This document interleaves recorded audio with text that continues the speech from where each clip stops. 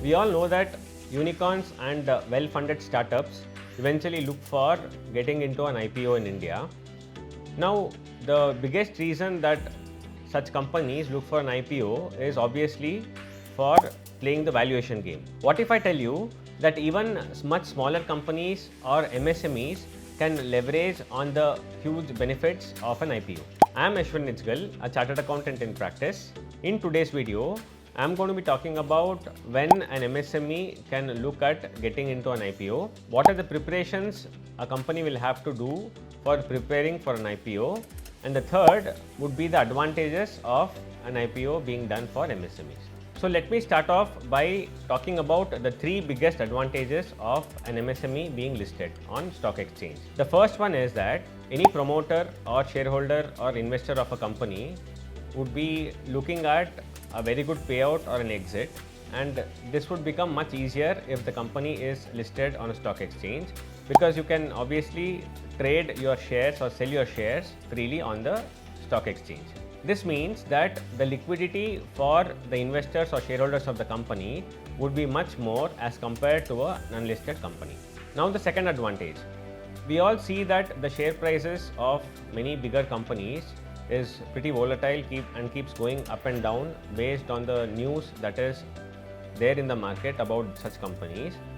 Now, if you are an MSME and listed on a stock exchange, any small achievement of the company would not just be limited to an internal congratulations, but would also result in a hike in the valuation of the company. And if you're able to keep this traction and scalability of the company going, definitely it would result in much higher valuations in a short span of time.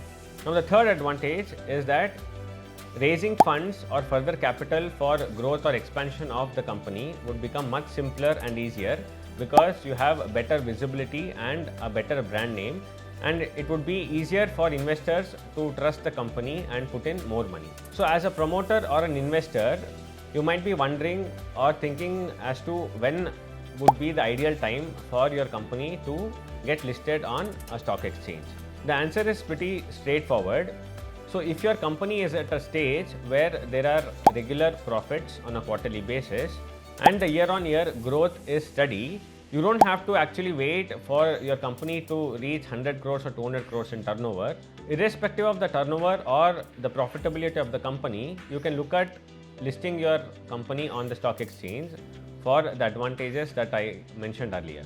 So if you have decided that your company is at a stage where IPO is in the corner, what are the things that your company would need to prepare for the listing process? The requirements for IPO for an MSME is pretty simple. The first thing is that the company should be profitable for at least 2 years out of the 3 preceding financial years.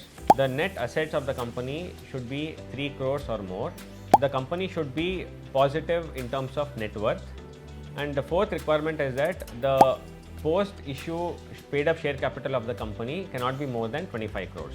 So if your company fulfills all these criteria, all you have to do is appoint a merchant backer who will help you with all the necessary documentation for the IPO process.